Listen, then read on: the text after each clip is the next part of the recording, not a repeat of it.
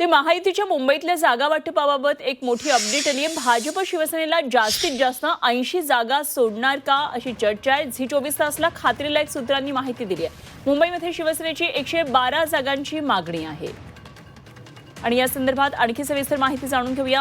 आमचे प्रतिनिधी ज्ञानेश सावंत सध्या आपल्याबरोबर जोडले गेले। ज्ञानेश, महायुतीच्या मुंबईतल्या जागा वाटपाबाबतची ही मोठी अपडेट आहे। भाजप शिवसेनेला जास्तीत जास्त 80 जागा सोडेल अशी चर्चा आहे। काय नेमकं या संदर्भात आणखी तपशील आहेत?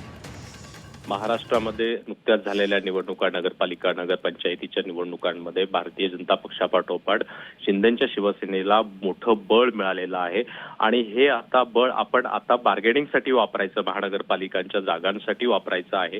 आपल्या पारड्यामध्ये अधिक जागा याव्यात याच्यासाठी आता शिंदे खूप मोठ्या पातळ्यांवर, खूप मोठ्या पद्धतीने, वेगवेगळ्या पद्धतीने प्रयत्न करत आहेत आणि त्याचाच एक भाग म्हणून गेल्या पहिल्या टप्प्यामध्ये जागा वाटपाच्या चर्चेमध्ये शिंदेच्या शिवसेनेकडून भारतीय जनता पक्षाकडे साधारणपणे 120 जागांची मागणी करण्यात आली होती आणि त्याच्या मागे त्यांचं वेगवेगळं लॉजिक होतं। भारतीय जनता पक्ष जरी मोठ्या प्रमाणात जागा मागत असले तरी शिवसेनेचे, विद्यमान शिवसेनेतून जे काही शिंदेकडे नगरसेवक आले होते, याशिवाय त्यांच्याकडे काही माजी नगरसेवक होते, अशा आकड्यांची जुळवाजुळव केल्यानंतर साधारणपणे पहिल्या टप्प्यामध्ये शिंदेकडून 120 ते 125 जागांची मागणी करण्यात आली होती आणि त्याच्यानंतर भारतीय जनता पक्ष एवढ्या संख्येने जागा सोडण्याची शक्यता दिसत नसल्या तर 4 पावले मागे येऊन शिंदेच्या शिवसेनेकडून साधारण 110 ते 112 जागांची मागणी करण्यात आली। ते त्याच्यावर ठाम होते।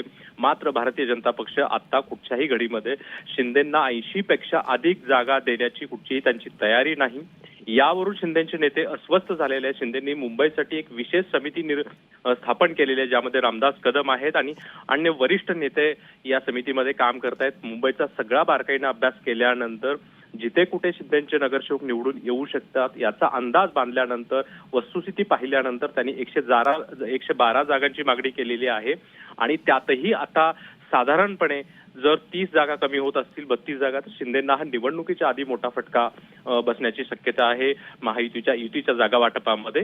पण शिंदे आता त्यांची दुसरी बाजू अशी आहे की किमान आम्हाला 92 जागा हव्यातच या भूमिकेवर ते ठाम आहेत। ठाण्यामध्ये जी काही वाटाघाटी सुरू आहे, रवींद्र चव्हाणांबरोबर चर्चा सुरू आहे, या सगळ्या अनुषंगाने मुंबईमध्ये देखील आम्हाला अधिकच्या जागा कशा मिळवता येतील हा प्रयत्न शिंदेंचा आहे। अगदी, तरी ज्ञानेश, यामध्ये अजूनही 12 जागा म्हणजे भाजप शिवसेनेला जास्तीत जास्त 80 जागा सोडायला तयार आहे। मात्र आता शिवसेनेने कुठेतरी बार्गेनिंग पॉवर कमी करत 112 जागांवरून ते 90-92 जागांपर्यंत आलेले आहेत। अजूनही 12 जागांचा फरक आहे। आता कशा पद्धतीने पुढे सगळी तडजोड जाऊ शकते? काय हे शिंदे सेनेला मान्य होऊ शकतं का? अर्थातच फिसकटणार नाही, मात्र काय नेमकं पुढे काय होऊ शकतं?